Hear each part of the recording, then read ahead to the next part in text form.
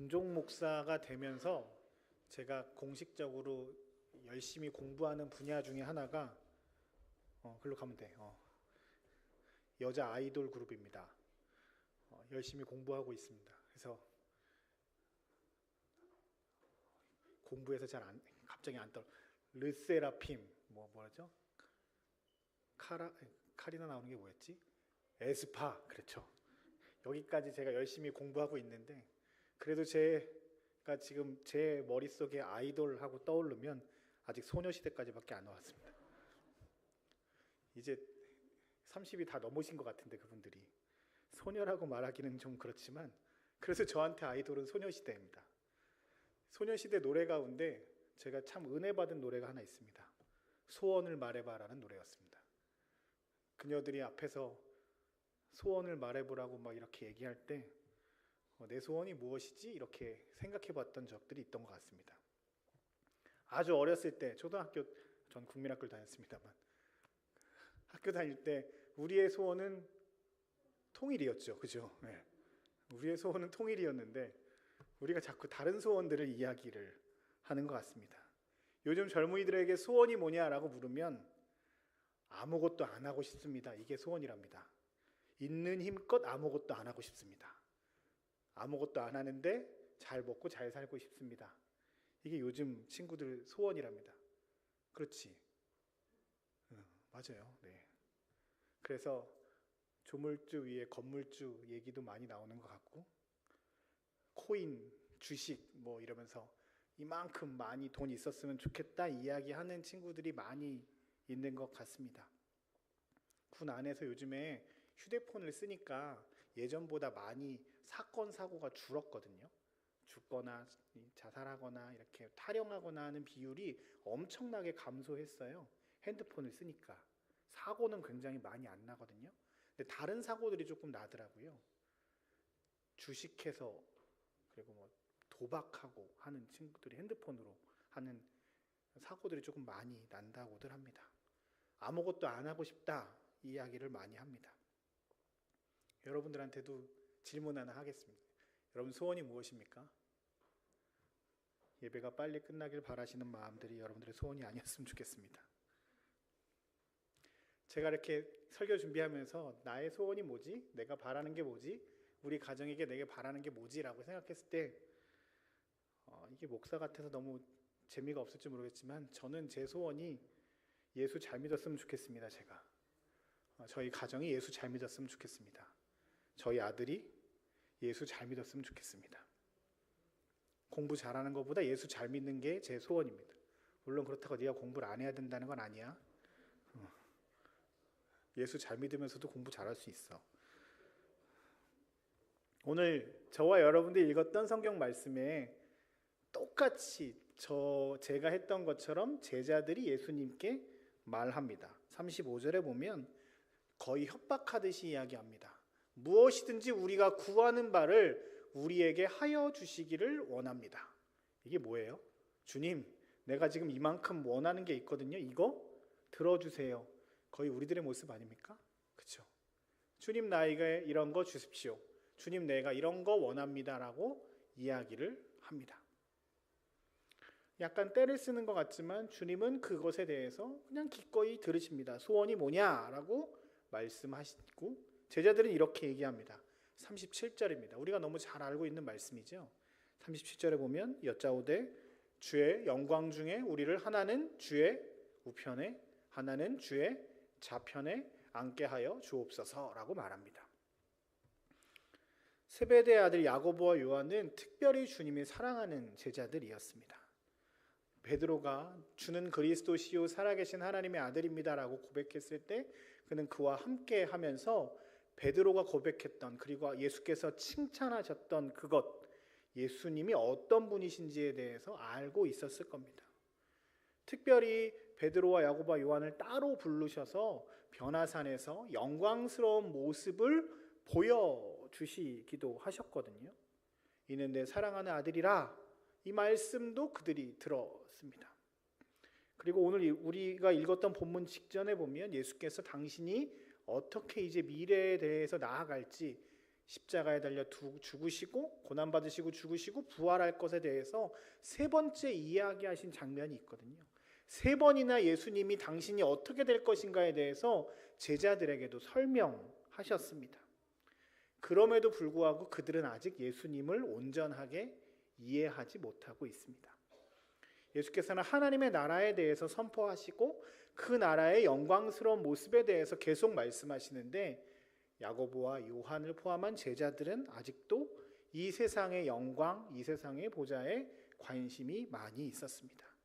예수께서 이 로마라고 하는 나라가 다스리는 이 땅을 정복하셔서 새롭게 하셔서 이 땅 가운데 놀라운 하나님의 나라를 자신들이 원하는 그 나라를 이루기를 원하시고 예수님이 그 높은 자리에 올라갔을 때 내가 왼쪽, 오른쪽에 올라가기를 바라는 마음들이 있었습니다.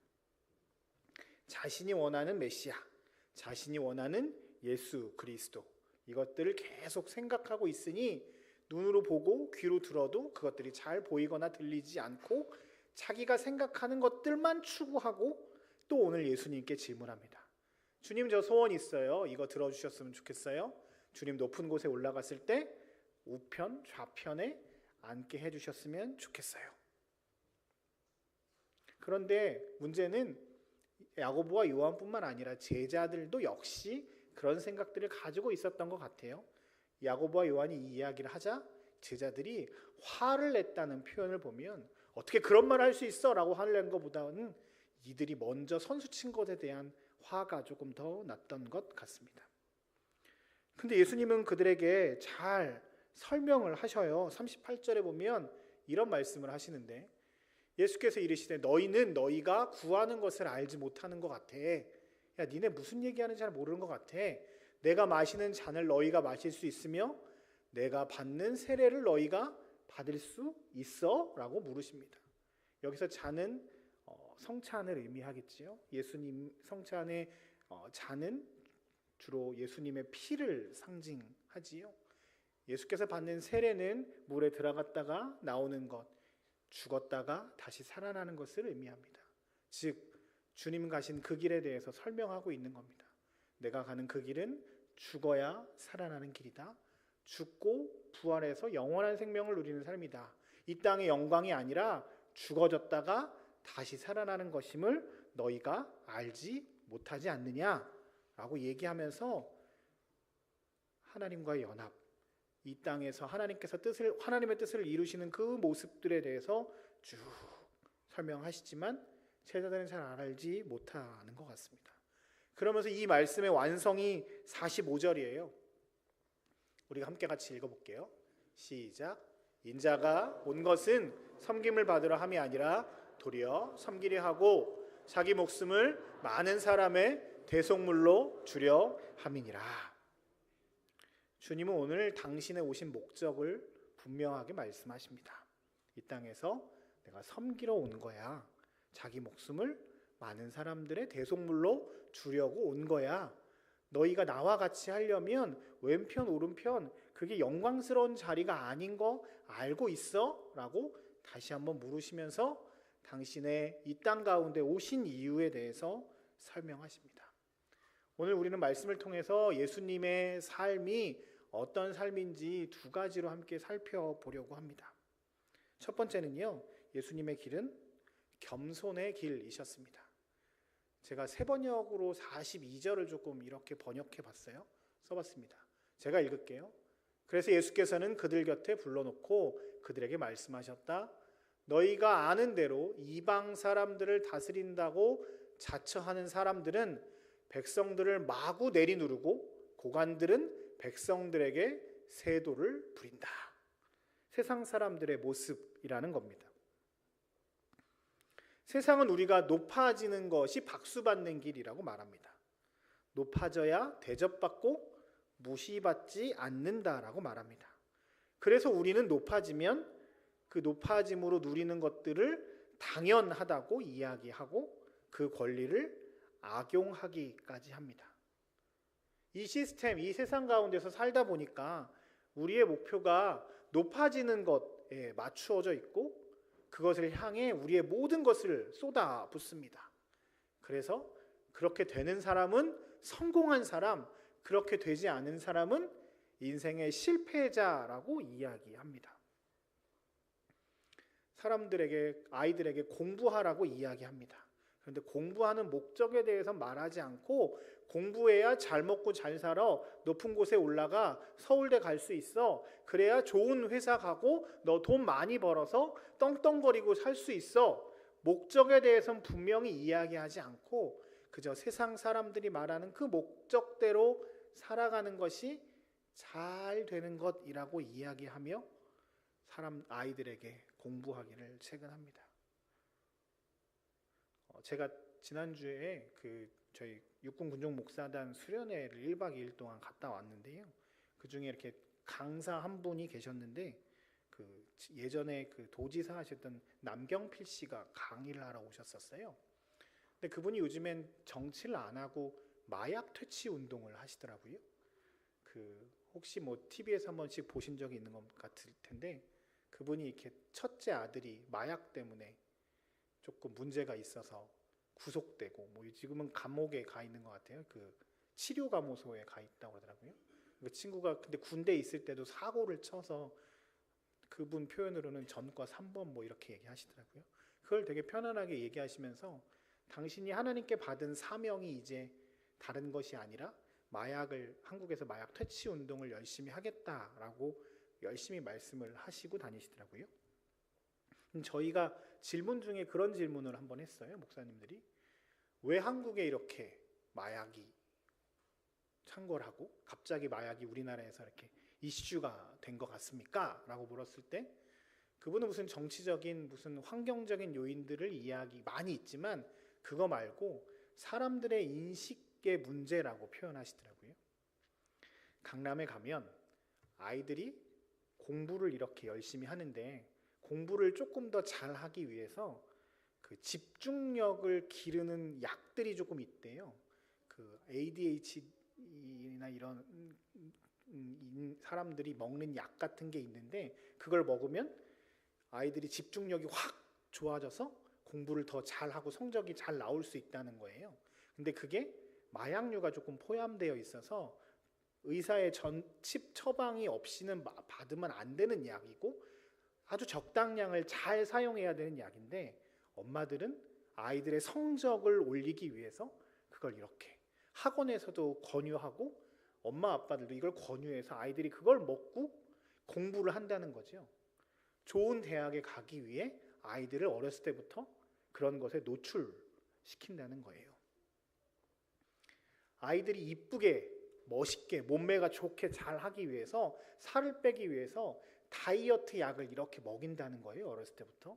근데 그 다이어트 약에도 마약 성분들이 계속 있어서 이걸 먹으면 어렸을 때부터 그것들이 이렇게 계속 몸에 축적이 된다는 거죠. 그 시작이 문제라는 거죠. 부모들이, 어른들이 자신들의 자녀들이 이 땅 가운데서 이쁘고 공부를 잘하고 하기 위해서 수단과 방법을 가리지 않고 마약 같은 것들, 마약 성분들이 몸에 이렇게 계속 들어오는 것들에 대해서 아무런 제재 없이 그걸 그냥 당연하게 이야기하는 부모들, 세상들이 되다 보니까 이게 문제라고 자기는 생각한다는 겁니다. 그래서 마약의 문제는 정치적인 문제와 여러 가지 법적인 문제도 있지만 교회에서 나서서 이런 생각들을 변화시켜야 된다라고 말씀하시는 걸 보면서 여러 가지 많은 생각들을 하게 되었습니다. 이 땅에서 우리가 살아가면서 우리가 이 세상 가운데 살아가는데 세상은 계속 교묘하게 우리를 이렇게 유혹합니다. 이렇게 하는 것이 성공하는 거야. 이렇게 살아가는 것이 잘 되는 거야. 돈이 많으면 잘 사는 거야 라고 우리를 아무렇지도 않게 그 언어를 쓰게 하면서 돈을 많이 벌어야 내가 잘 사는 것 같다라고 생각하게끔 합니다. 돈을 많이 벌면 부자지 돈을 많이 벌면 잘 사는 게 아니거든요. 잘 사는 게 뭘까요? 잘 사는 기준이 뭘까요? 돈이 많으면 잘 사는 거는 일부일 거죠. 근데 우리는 그렇게 생각하고 살아갑니다. 주님은 오늘 우리에게 세상과 다른 이야기를 하십니다. 인자가 온 것은 섬기기 위해서 왔다라고 말씀하시며 당신의 삶을 보여주시면서 우리에게 겸손의 삶에 대해서 말씀하십니다. 주님은 하나님이십니다. 예수님은 하나님이십니다. 그 하나님께서 이 땅 가운데 오셨습니다. 이 땅 가운데 오셔서 높은 자리에서 높은 사람들과 함께 하셨던 것이 아니라 이 땅 가운데서 가장 낮고 천한 곳에 오셔서 가장 연약한 사람들과 함께 하셨습니다. 주님을 필요하는 사람들은 대부분 힘겹게 살아가는, 자신들의 문제 때문에 힘겹게 살아가는 사람들이었습니다. 그들을 내치지 않으시고 그저 감싸 안으시면서 그들과 함께 하셨습니다. 능력이 있으셔서 돌을 떡으로 변하게 하셔서 엄청난 부를 누리실 수도 있었습니다.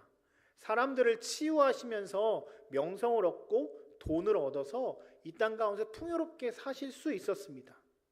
많은 사람들과의 교제 가운데 지식들을 뽐내시면서 많은 사람들에게 명예롭게 와, 저 예수 굉장한 학식을 가지고 있는 사람 같아 라고 인정받으실 수도 있었습니다.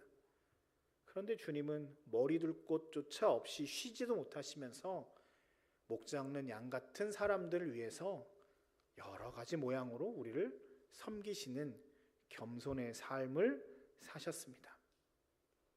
으뜸의 자리에 올라가는 것이 중요한 것이 아니라 하나님께서 나에게 맡기신 사명을 감당하는 것이 선한 길이다, 좋은 길이다라고 말씀하시며 그 일을 묵묵히 겸손하게 행하셨습니다.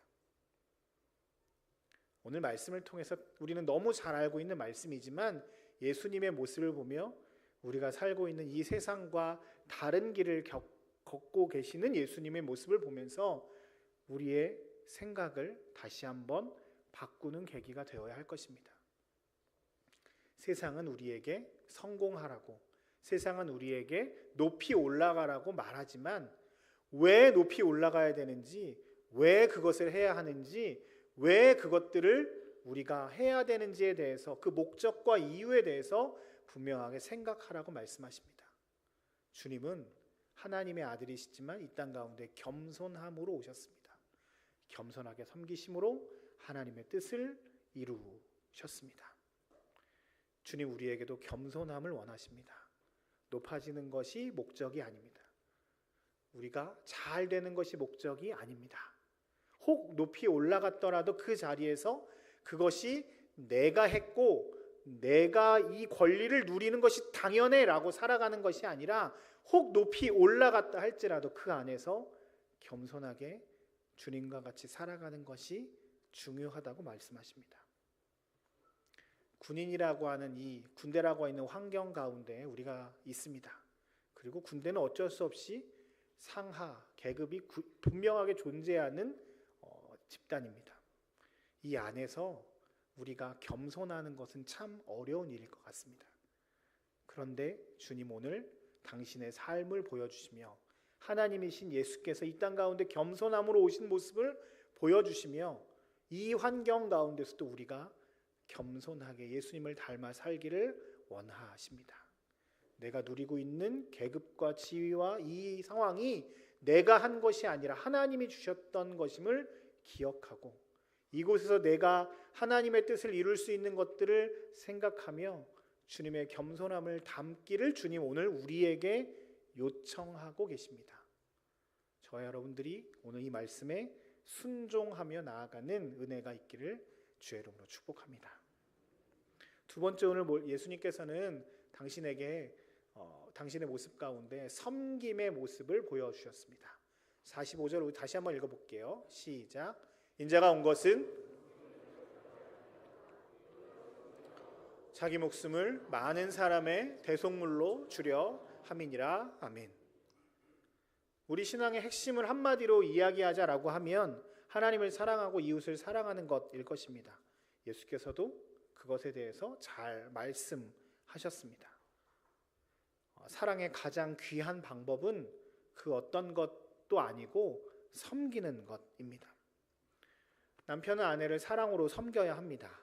아내는 남편을 순종으로 섬겨야 합니다. 자녀는 부모를 효도함으로 섬기고 부모는 자녀를 말씀과 사랑으로 섬겨야 합니다. 교회 공동체 안에서도 우리는 사랑으로 하나님을, 사람들을 섬겨야 할 것입니다. 각종 사역으로 섬겨야 하고, 물질 봉헌으로 섬겨야 하고, 애찬으로, 청소로, 구역에서 여러 가지 사랑의 교제와 나눔으로 우리는 서로 섬겨야 할 것입니다. 주님께서 우리에게 맡기신 일이 사랑하며 살라고 하셨기 때문입니다. 하나님을 사랑하는 것, 이웃을 사랑하는 것이 섬김으로 나타나야 합니다. 그런데 중요한 건 이 섬김에는 희생이 따른다는 사실입니다. 희생이 없는 데까지만 섬기는 것은 온전한 섬김이라고 할 수 없습니다. 주님께서 이 땅 가운데 오셔서 한 모든 행위는 섬김의 모습이셨습니다. 그리고 그 섬김을 희생하셨을 때 자신의 목숨까지 내어주시며 이 일들을 감당하셨습니다. 주님이 우리를 위해서 죽으셨기에 우리가 이곳에 서 있을 수 있습니다. 주님이 우리를 위해 자신의 모든 것을 내어주셨기에 그 섬김의 모습을 통해 우리가 지금 하나님의 나라를 경험하고 살아갈 수 있습니다. 이제 졸업이 얼마 안 남으신 우리 학생장교 여러분들 여기 많이 계십니다. 야전이 국방대학교만큼 따뜻하진 않을 겁니다. 올 겨울은 더 춥답니다. 저도 강원도 갈 것 같은데 갑자기 춥다는 얘기를 듣고 그렇습니다. 여러분들이 국방대학 교회에서 받았던 사랑과 은혜, 섬김들을 많이 누리셨을 겁니다. 이제 여러분들이 그곳에서 섬김의 본을 보여주셔야 합니다. 용사 하나하나를 섬기는 일, 내가 이런 것까지 해야 해 라고 하면서 하는 일들을 내어놓고 수고와 애씀과 예물드림과 봉사로 교회와 하나님의 사람들을 세우는 일에 최선을 다하셔야 합니다. 하나님의 일을 감당하는 데 있어서 섬김과 희생은 우리에게 같이 가는 하나의 힘입니다. 이 일이 주님을 닮아가는 일임을 기억하시고 이 일에 최선을 다하시고 남은 시간 이 일들을 위해서 믿음으로 결단하는 여러분들이 되셨으면 좋겠습니다. 하나님이 이곳에서 여러분들을 부르신 이유는 이곳에서 받았던 그 은혜들, 그 충분한 은혜들을 늘 경험할 뿐만 아니라 이것을 가지고 이제 여러분들에게 보내실 그곳에서 최선을 다해서 주님을 닮아 섬김의 일을 하라고 주님 이곳으로 여러분들을 부르셨음을 기억하셨으면 좋겠습니다. 국방대학 교회를 계속 섬기시는 분들, 여러분들의 섬김과 은혜가 참 감사하고 놀랍습니다. 여러분들을 통해서 하나님의 사람들이 세워져 가는 것들을 보면서 너무 감사하고 목사인 저도 참 감동을 받습니다. 그런데 섬기다 보면 상처를 받기도 합니다. 또 보내고 또 받고 하는 일들 힘드시죠? 네, 힘드실 겁니다. 그런데 이 일을 내가 언제까지 해야 되나 낙담이 들기도 하고 이거 참 어렵다라고 생각이 드시기도 할 것입니다. 그러나 주님 오늘 우리에게 말씀하십니다. 그것이 주님의 잔을 먹는 것, 주님과 함께 세례받는 것이라고 말씀하십니다.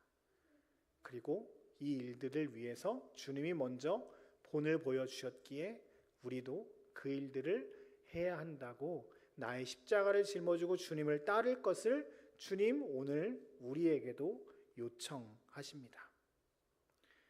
주님은 오늘 우리를 위해 당신의 물과 피를 다 쏟으시며 우리를 사랑해 주셨습니다.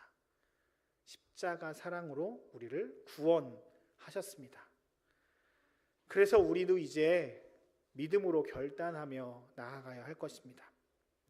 설교 준비하면서 골로새서 1장 24절 말씀이 계속 저한테 들어왔습니다. 같이 한번 읽어볼까요? 시작. 나는 이제 너희를 위하여 받는 괴로움을 기뻐하고 그리스도의 남은 고난을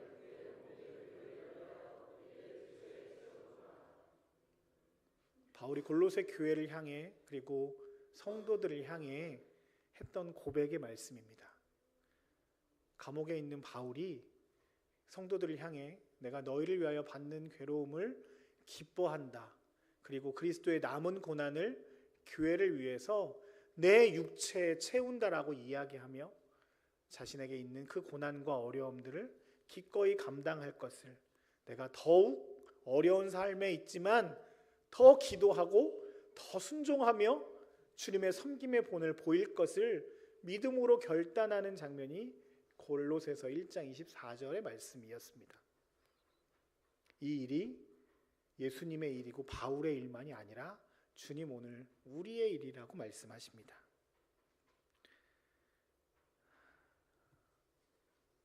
우리의 본성은, 우리가 살고 있는 이 세대는 어쩌면 성경과 예수님과 반대로 살아가고 있습니다. 아니, 우리가 그곳에 살면서 우리의 본성도 계속 예수님과 이렇게 멀어져 가는 것들이 우리들의 모습인 것 같습니다. 그래서 저는 신앙생활은 수영 같다고 생각합니다. 수영할 때 가만히 있으면 어떻게 되나요? 물론 저는 몸이 이래가지고서 수영할 때 이렇게 가만히 있으면 쑥 가라앉죠. 조금이라도 뭔가를 행동을 해야, 발을 젓던 손을 흔들던 뭘 해야 계속 뜰 수 있습니다. 신앙생활은 쉬면 죽습니다. 왜냐하면 우리의 신앙생활이, 아니 우리의 삶이 가만히 있으면 우리의 본성이 악해서 하나님께로 나아가는 것보다 자꾸 하나님과 멀어지려는 행동과 생각과 말을 많이 하기 때문입니다. 그렇지 않으세요? 저는 그렇던데, 조금이라도 제가 하나님과 떠나 있는 행동을 하고 이러면 점점 멀어집니다.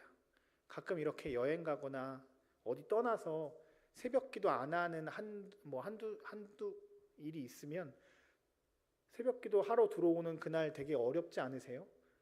저는 십몇 년을 새벽 기도를 했는데도 일어나려면 매일 아침 이렇게 힘들더라고요. 우리의 몸은 쉬는 걸 좋아하고 노는 걸 좋아하지 하나님께로 나아가는 걸 더 좋아하지 않습니다. 우리가 정치인들을 보면서 선거 때만 되면 시장에 온다, 선거 때만 되면 저들이 나에게 표 달라고 하면서 이렇게 한다라고 비판하지만 우리의 속마음도 비슷한 것 같습니다. 높은 자리에 올라가고 싶고 많은 사람들에게 주목받고 싶고 내가 많은 사람들보다 위에 있어서 더 편하게 나의 힘을 이용하고 싶은 것이 우리들의 모습입니다. 알고 보면 다른 사람 욕할 것 없이 우리 속도 이렇게 죄악 가운데 있습니다. 야고보와 요한뿐만 아니라 예수님의 다른 10명의 제자들도 똑같이 높은 자리에 올라가고 싶었는데 먼저 이야기하지 못했고 그들 또한 그들이 이야기했을 때 화가 났다고 오늘 성경에서 표현합니다. 그런데 우리는 알아야 합니다. 너도 나도 높은 자리에 올라가고 싶어 했지만, 그래서 싸우고 화를 냈지만 예수님이 십자가 가시는 그 길을 동행한 사람은 아무도 없었습니다. 십자가 지러 올라가시는 그 상황, 십자가 상황에서는 무명의 여인들만 그곳에 있었지 저 멀리 제자들이 떠나 있었다는 사실, 배신하고 도망갔다는 사실을 우리는 성경을 통해서 봅니다. 한국교회가 욕먹는 이유는 교리적인 신학적인 이유가 아닐 것입니다. 예수님의 말씀대로 살아가지 않는 나 때문입니다. 우리가 섬기는 군인교회에 병사들이 없다, 초급 간부들이 없다, 부사관들이 없다, 이런 이야기 한두 번씩은 다 들어보셨을 겁니다. 왜 그런지 진지하게 우리가 생각해 봐야 합니다. 우리가 주님을 닮지 않아서 그렇습니다. 구약 성경에서는 사람들이 회개할 때 옷을 찢고 재를 뿌리고 회개한다라고 말합니다. 옷을 찢는다는 이야기는 그 시절의 옷은 신분을 상징하는 경우가 많이 있었습니다. 어떤 신분의 적절한 옷을 입었거든요. 그것들을 다 찢어버리고 내가 하나님 앞에 아무것도 아니고 죄인된 존재이므로 홀로 나 혼자 그 온전한 모습으로 하나님께 나아갔다는 의미입니다. 우리는 오늘도 내 옷을 찢는 것이 아니라 남의 옷, 너의 옷, 네가 잘못했어 하면서 상대방의 옷을 찢기에만 급급한 모습입니다. 오늘 주님 우리에게 나의 옷을 찢고 주님 앞에 엎드려 회개함으로 주님께서 가셨던 그 길을 겸손과 순종의 섬김의 모습을 갖고 살 것을 요청하십니다. 나 하나가 그렇게 살아갈 때 우리 공동체가 변화될 것입니다. 굿방대학 교회가, 우리 군인 교회가, 이 땅이 회복될 것입니다. 오늘 말씀대로 주님이 이 땅 가운데 우리를 위해서 오셨던 그것들을 기억하며 주님의 섬김과 겸손의 모습으로 한 걸음 한 걸음 나아가는 저와 여러분들의 삶이 되시길 주의 이름으로 축복합니다. 우리 함께 같이 찬양으로 나아갔으면 좋겠습니다.